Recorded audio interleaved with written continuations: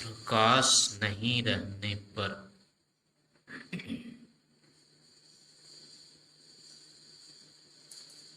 सब समाप्त हो जाता है या बचा रहता है। तो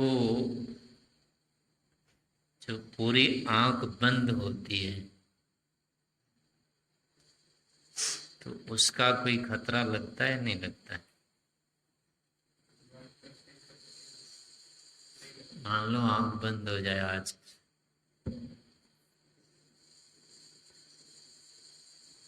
तो खतरा रहेगा कि नहीं?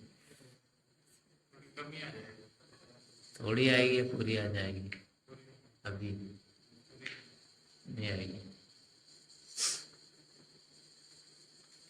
मान लो बिजली बत्ती सब जो भी है सब, यहाँ तक कि सूरज तक बंद हो जाए, तब भी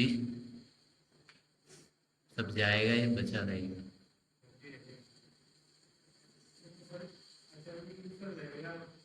नहीं, ईश्वर तो रहेगा आपके लिए।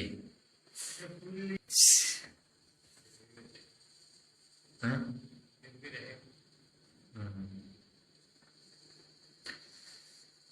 तो ये जो ज्ञान है बहुत कठिन है कि प्रकाश नहीं रहने पर भी सब रहता है।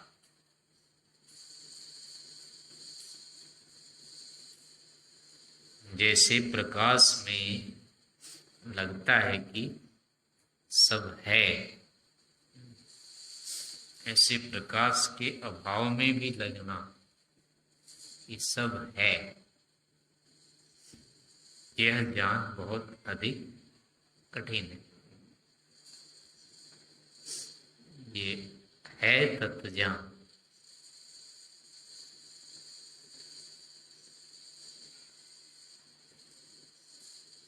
प्रकाश के अभाव में हमारे लिए सब अभाव हो जाता है, यानी यह हमारी एक मान्यता होती है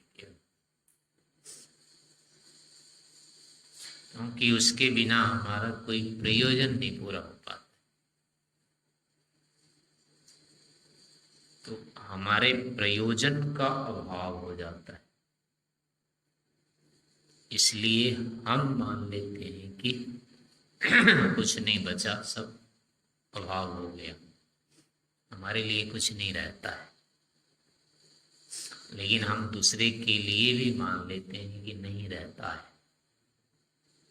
इसलिए ये हमारी मान्यता होती है और मिथ्या होती है। वस्तुतः प्रकाश के अभाव में यदि कुछ नहीं रहता तो कभी किसी को ठोकर नहीं लगनी चाहिए। अंधकार में ठोकर लगती है ना, सड़क पे चल रहे होते हैं अंधेरे में तो पैर ठीक नहीं पड़ता है, भले ही सड़क कैसी भी हो, इधर उधर होता है। ठीक जैसे प्रकाश में ठीक चल लेते हैं वैसे नहीं चल पाते। तो वहां प्रकाश नहीं होता है लेकिन हमको ठोकर लगती रहती। तो इससे सिद्ध होता है कि प्रकाश के अभाव में सबका अभाव नहीं होता है। प्रकाश के बिना भी दूसरे रहते हैं, प्रकाश नहीं रहता है बस। लेकिन हम मान लेते हैं कि कुछ नहीं रहा। तो वस्तुतः इससे क्या बनती है मान्यता कि प्रकाश ही सब है।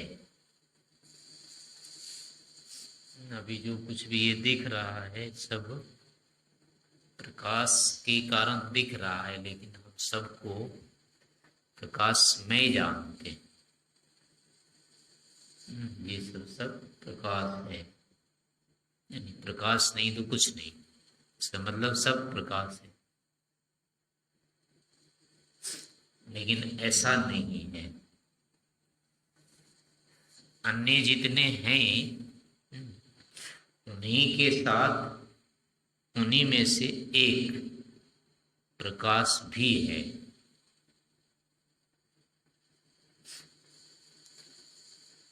केवल सब प्रकाश नहीं, लेकिन प्रकाश भी अन्यों के साथ उन्हीं में से एक है। इस कारण से अगर ये नहीं रहेगा तो ऐसा नहीं है कि दूसरे भी नहीं रहेंगे। सब केवल प्रकाश ही होता, तब प्रकाश के अभाव में फिर कुछ नहीं रहता। तब तो ये जो हम मानते हैं, जैसा हमको लगता है, यह ठीक ज्ञान होता। केवल प्रकाश ही प्रकाश होता। जैसा कि हम आंतरिक रूप में मानते हैं सब प्रकाश ही प्रकाश है, लेकिन ऐसा नहीं है। सब प्रकाश नहीं है, कुछ यानी अधिकतम है जो कि प्रकाश नहीं है, जिनके कारण से प्रकाश उनको दिखाता है। ये तो ठीक है कि प्रकाश अपने आप को दिखाता है और दूसरे को भी दिखाता है, लेकिन ऐसा नहीं कि दूसरे को नहीं दिखाते हैं। केवल प्रकाश ही अपने को और दूसरे को दिखाता हो, ऐसा नहीं। दूसरे भी प्रकाश से अन्य जो है, गंध है, रस है, स्पर्श है, केवल रूप ही नहीं ऐसा है जो कि स्वयं को और दूसरे को दिखाए। गंध, स्पर्श आदि भी हैं जो अपने को और दूसरे को दिखाते हैं। अंतर इतना होता है कि जो रूप होता है, जो प्रकाश होता है, ये दूर से ही दिखा देता है, लेकिन स्पर्श आदि जो होते हैं केवल सट करके दिखाते हैं, निकट से ही दिखा पाते हैं। इतना अंतर होता है। और वस्तुतः ये भी लगता है कि प्रकाश जो है ये गुण सा दिखता है।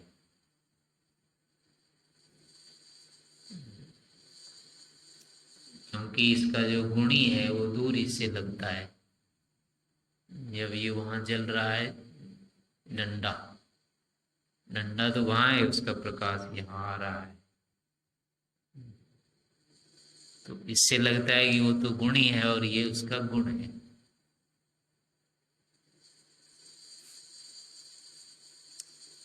प्रकाश जिसका है वो तो दूर रह जाता है, प्रकाश उससे दूर आ जाता है, पर वस्तुतः ऐसा नहीं होता है। प्रकाश गुण नहीं है, द्रव्य है।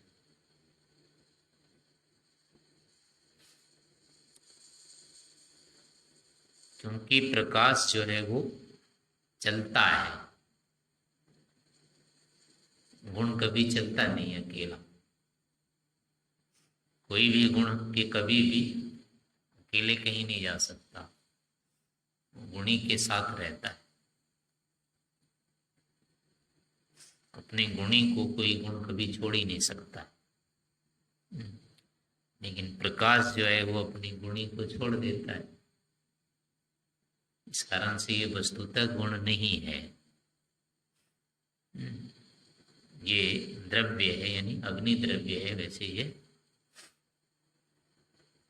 अग्नि द्रव्य के अंतर्गत ये रूप इसका है गुण, लेकिन रूप अकेला कहीं नहीं जा सकता।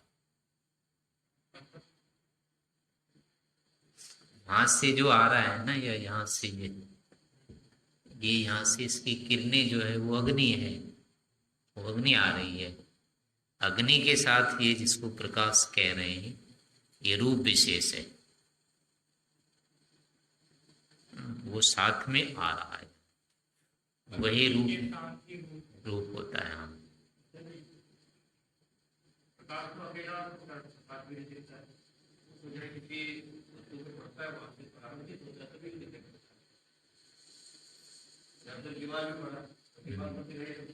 लेकिन केवल दीवार थोड़े दिखती है। हाँ, अकेला नहीं दिखता है, लेकिन लपट की जगह तो दिखता ही है। वहाँ कौन होता है? अग्नि की जो लपट हो रही है, वहाँ कौन है? वही है ना, अकेले ही है। तो वहाँ कोई नहीं आश्रय उसका। वहाँ तो उसमें रहता है अलग से। वहाँ तो ऊपर ऊपर निकल रहा होता है उसमें। नहीं, सूर्य के प्रकाश आदि के ना, ये बहुत वो होते हैं। हाँ, छिछले हो जाते हैं, उस कारण से नहीं पर, लेकिन यही जब और मोटा रहेगा। लौ में तो बहुत मोटा होता है ना वहाँ, तो इस कारण से वहाँ अपने आप में दिखता है ये। लेकिन जब पतला हो जाता है, छिछला हो जाता है, तो फिर ये अपने आप नहीं दिखता है, फिर किसी से जुड़ के दिखता है। तो जिससे जुड़ता है उसको भी दिखा देता है और स्वयं भी दिख जाता है। क्योंकि जिस पे प्रकाश पड़ रहा है वहां पर दोनों चीजें दिखती है। यहाँ प्रकाश है और इस पर है। ऐसा नहीं कि अकेला दिखती है वस्तु, केवल दिखती है, ऐसा नहीं होता है। वस्तु पर जो प्रकाश है वो भी दिखता है। तो भी नहीं दिखेगा, लेकिन वस्तु अकेली भी नहीं दिखती है। ऐसा भी नहीं लगता है कि वहाँ केवल वस्तु है। वहाँ कहते हैं वहाँ प्रकाश तो दिख रहा है, प्रकाश भी अकेले दिखता है, ज्ञान होता है, लेकिन वो निराधार नहीं होता है, बिना किसी से संबंध के नहीं दिखता है। पर जहाँ लव में है, वो लपट जहाँ हो रही है, वहां तो कोई आधार नहीं होता उसका, वो स्वयं है अपने आधार से।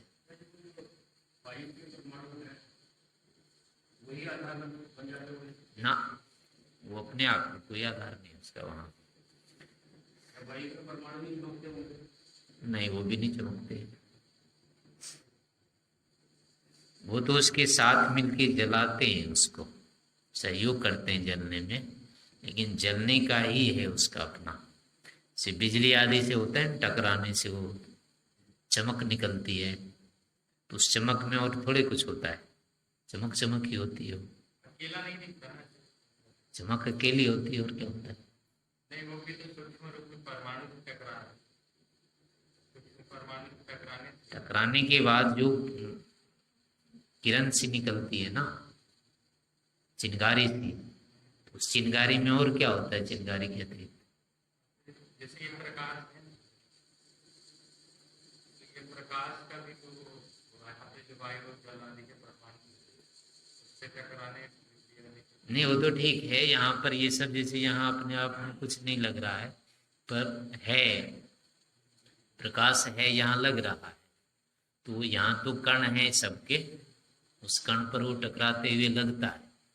जहाँ कण नहीं होंगे वहां नहीं लगेगा,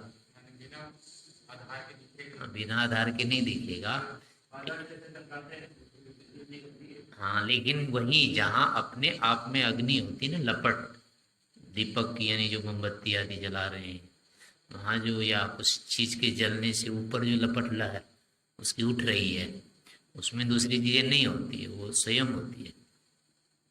उसकी अपनी मात्रा अधिक होने के कारण वो दिखती है ना। वायु के कारण तो जलती है वो, लपट में वायु घुसी थोड़ी रहती है। वो तो कई रंग की हो जाती है, कोई कोई लाल हो जाती है, कोई पीली भी हो जाती है, कोई नीली भी हो जाती है, उसके रंग कई हो जाते हैं, लेकिन वो अपने आप में ही होते हैं, उसमें कोई आधार नहीं होता उसका।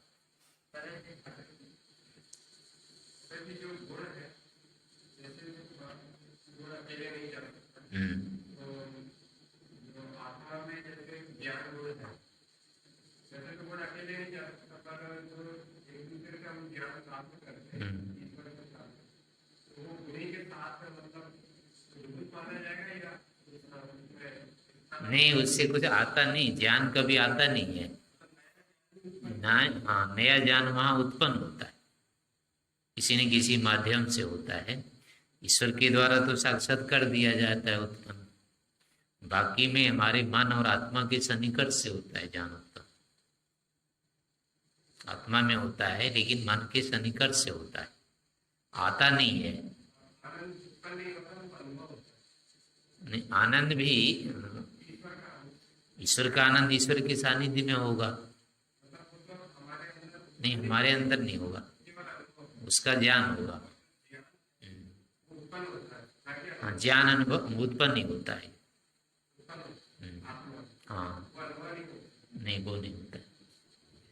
लेकिन उत्पन्न होकर के ज्ञान का भी अनुभव होता है, यानी ज्ञान तो ज्ञात होता ही है, बाकी चीजों का भी ज्ञान होता है।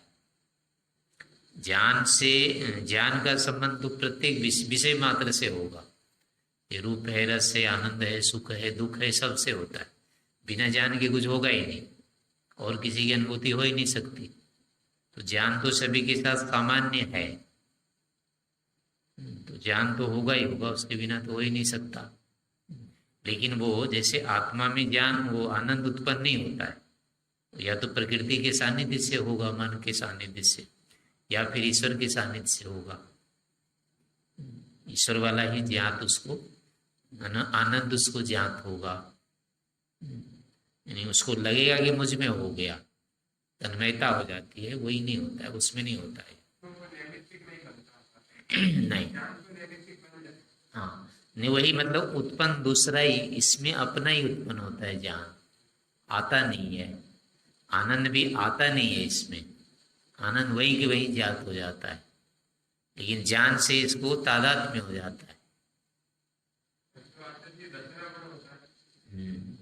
रचना गुण भी कहीं से कहीं नहीं जाता है।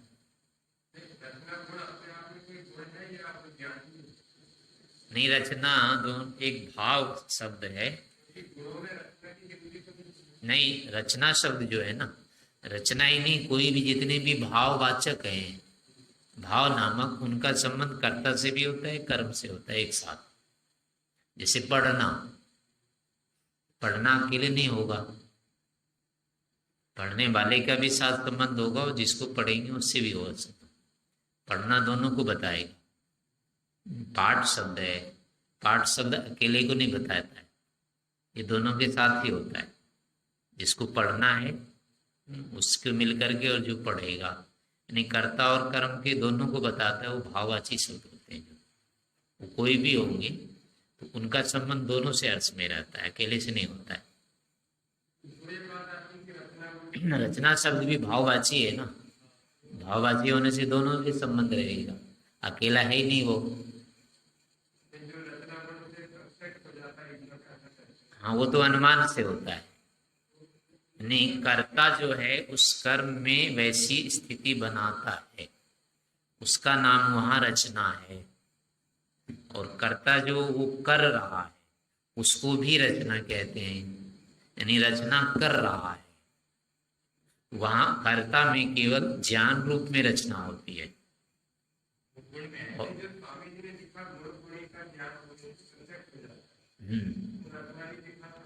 हाँ, वही तो कह रहे हैं कि रचना गुण अब किसमें माने।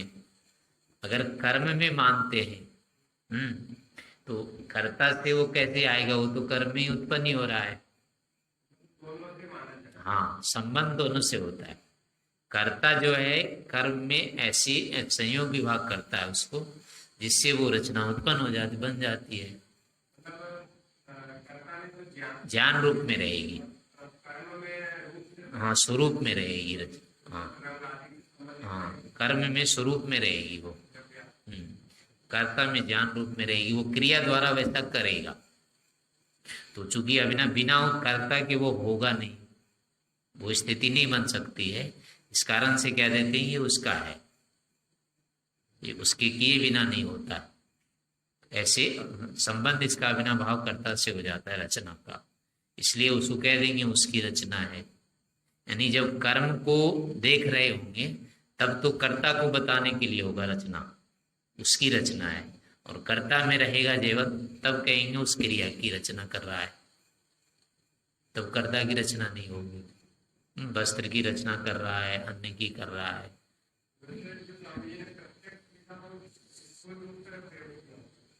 तो प्रत्यक्ष नहीं, वो अनुमान होता है, प्रत्यक्ष नहीं होता है। रचना को देखकर ईश्वर का अनुमान होगा, प्रत्यक्ष नहीं होगा।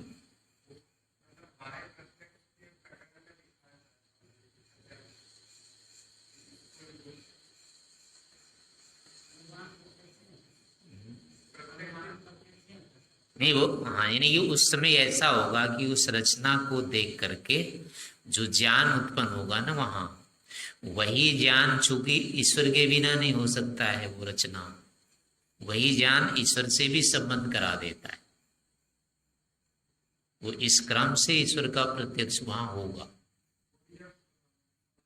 हाँ, बिना उसके नहीं हो सकता है। ये तो आंख से कैसे ईश्वर का प्रत्यक्ष हो जाएगा, संभव ही नहीं है।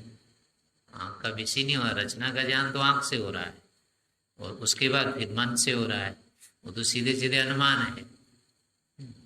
तो और ईश्वर में रचना होती है क्या?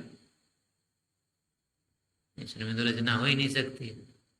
वो तो निरवयव वैसे होता है, रचना तो अवयवी में होती है, वो निरवयव है, उसमें तो उस रूप में होगी नहीं रचना, वो ज्ञान रूप में होगी। ज्ञान रूप में जाने दिखेगा, और क्या दिखेगा। तो वैसे प्रत्यक्ष जो कहा है वहां पर, उस इसलिए कहा है कि ये अभिनव भाव ज्ञान करा देता है, क्योंकि वो रचना और कोई नहीं कर सकता। जैसी रचना वहां पर है वैसी कोई नहीं कर सकता। इसमें भी भय, ये सब भी अनुमान है सब, भले ईश्वर की ओर से है, नहीं है ना, इसीलिए तो वो नहीं कराएगा उसको प्रत्यक्ष, उससे अनुमान होगा। हाँ, नहीं, उसका संबंध है, यानी वो ऐसा करा देता है, उसके कारण ही होता है। तो इससे संबंध इस रूप में जुड़ जाता है, ज्ञान के माध्यम से, सीधे सीधे गुण गुणी रूप में नहीं है संबंध। हाँ हाँ, ऐसे का कथन हो जाता है थोड़ा सा, लेकिन साक्षात नहीं। साक्षात तो है कि जो समवाय संबंध है ना गुण गुणी का, जब वो साक्षात रहेगा प्रत्यक्ष का। जिसमें समवाय संबंध नहीं, वो सब अनुमान में आएगा। तो ऐसे ही यहाँ प्रकाश का भी है। प्रकाश के साथ जो रूप है, प्रकाश अपने आप में द्रव्य है, लेकिन वहां जो द्रव्य है प्रकाश, जिसको कहेंगे बत्ती आदि है, दीपक है, तो दीपक के अंदर जो तेल होता है, वस्तुतः उस तेल का अवयव है उसका प्रकाश।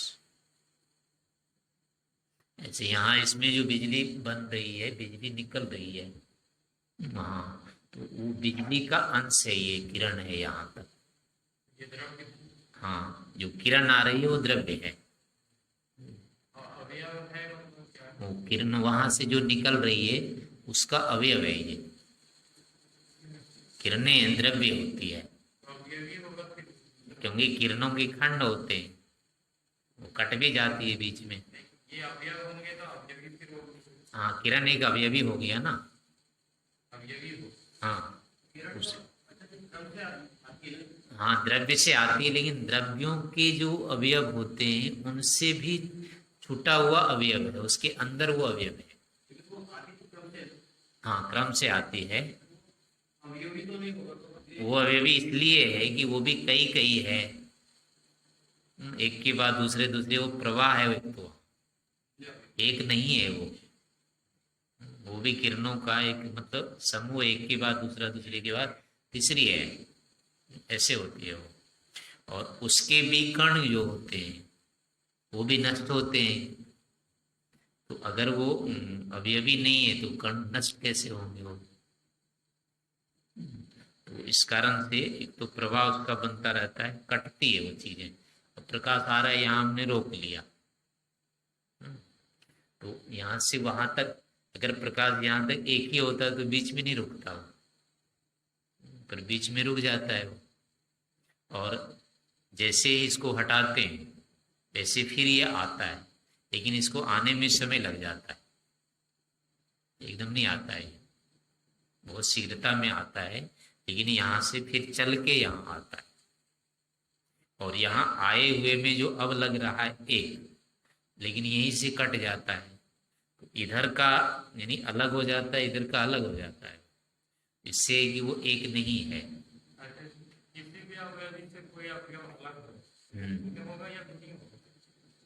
वो मोटे रूप से उसका गुण होगा, सूक्ष्म यानी तत्वता अलग अलग अवयव है उसके, तो गुण ही नहीं है, गुण है, गुणी ही है। प्रकाश का गुण रूप है, प्रकाश अपने आप में द्रव्य है, क्योंकि ये चलता है, रूप नहीं चलता है अपने आप, रूप अकेली नहीं चलती है, नहीं चलता है अकेला, वो अपने द्रव्य के साथ चलेगा। और प्रकाश, और यहाँ रूप चलता हुआ दिखता है, प्रकाश का जो रूप है, टॉर्च करते हैं, जलाते हैं, वहां तक जाता है, तो रूप तो जाएगा नहीं वैसे, फिर भी जाना दिख रहा है, तो कोई न कोई तो चाहिए ना उसका आश्रय, और यही कहते हैं कि प्रकाश जाता है, प्रकाश का जाना तो मानते हैं ना, इसमें गति तो है, तो गति तो द्रव्य में होगी ना, गुण में तो गति हो नहीं सकती, गुण में क्रिया नहीं होती है, द्रव्य में क्रिया होती है। हाँ, नहीं, क्रिया मात्र जो होगी वो हर्षमी द्रव्य में होगी, गुण में हो नहीं सकती है। तो प्रकाश में जो की गति है, इस कारण से वो द्रव्य होगा, गुण नहीं हो सकता है, लेकिन मोटे रूप में ये लगता है, क्योंकि इसका जहां से ये निकलना इसका होता है, वो एकदम समाप्त होता हुआ नहीं दिखता है, इसके आने पर भी वो बचा रहता है, इसलिए लगता है जैसे गुण में गुण एक तरफ हो गया, वो गुण एक तरफ हो गया, ऐसे बौद्धिक विभाग हो जाता है, वस्तुतः नहीं होता है। हाँ, वो सारे गुण ही है, प्रकाश जो है ना अंदर, जो धीरे धीरे निकल रहा है, वो समाप्त हो जाएगा, वही प्रकाश गुण ही है वो। और लेकिन वहाँ बैटरी के साथ जो कि अलग दिखता है नहीं वैसे, इसलिए बैटरी और वो दोनों एक ही होता है, तो मोटी दृष्टि से दोनों एक ही है, लेकिन वस्तुतः वो अलग अलग है। हाँ, उसके अंदर वो अवयव है, वो जो बनेगा अग्नि, वो अवयवी है। तो बाकी चीजों में भी ऐसे होता है, यानी ऊपर से प्रकाश होता है, लेकिन भीतर दूसरा भी साथ में होता है, तो प्रकाश हट जाने पर जैसे ये बचा रह जाता है, तो ऐसी बाकी चीजें भी है, जब प्रकाश नहीं रहेगा तो वो बची रहेगी, वो समाप्त नहीं होगी। हाँ, किसकी? हाँ,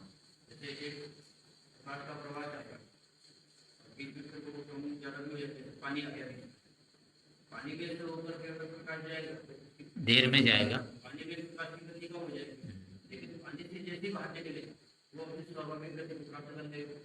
हाँ, उसमें भी ऐसा होता होगा कि वायु का अवरोध होता होगा, जैसे जल का होता है तो वायु का भी होता होगा। नहीं, वो तो यहाँ वाले के अनुसार से होगा ना, लेकिन यहाँ भी तो प्रकाश बाधित होता होगा, वायु से, पृथ्वी के जो कण हैं इनसे भी तो बाधित होता होगा, उसमें भी कम ज्यादा होगा, जहाँ ये सब कण नहीं है वहां और जल्दी चलता होगा, अंतरिक्ष में जहाँ नहीं है ये धूल कण नहीं है पृथ्वी के, वहां वो और गति से चलता होगा। अग्नि जो है वो तो दो से टकराएंगे, ये समझ नहीं आता, बाधित होगा जल से और पृथ्वी से, वायु से तो नहीं, वायु से क्यों नहीं बाधित होगा, वायु से, वायु भी तो, वायु तत्व तो सूक्ष्म है, जिसमें भी स्पर्श है वो सब बाधित करता है, बिना बाधा के स्पर्श कर होता ही नहीं है, जहां जहां भी स्पर्श है, आप जिसको भी छूते हैं तो उससे टक रुक जाते हैं ना, तभी वो लगता है कि ये है, और जिसमें नहीं छूते हैं वो रोकता नहीं है, तो नहीं पता लगता है कि ये है ही। पानी में सामान्य रूप से उंगली देते हैं तो नहीं पता लगता है ना, अगर ठंडा गर्म नहीं हो तो उसमें डालने से नहीं पता लगता है कि है ही कुछ, लेकिन वो रोक देते हैं, फिर इसमें नहीं जाता है नीचे, तो लगता है कुछ है। ऐसे ही हर चीजें जो भी होती है टकरा रही है, स्पर्श यदि है तो वो टकराती है, बिना टकराव के स्पर्श होता ही नहीं है। लेकिन ये प्रकाश टकराती है इस पर, ये भी टकराती है। दीवार के पास नहीं। टकराएगी नहीं तो यहाँ रुक कैसे जाएगी, पार जाना चाहिए था ना, टकरा जाती है तभी तो रुक। स्पर्श ही कारण है कि और दूसरा कोई कारण? इसमें स्पर्श ही कारण है। जो किरणें निकलती है ना वो सीधे नहीं आती, जैसे जैसे देर आकर आती होगी किसी तरह से भी, जो भी बीच बीच में रोकने वाले होते होंगे। वायु का आवरण रोकता तो होगा। जो भी स्पर्श वाली चीज है वो सब रोकेगी।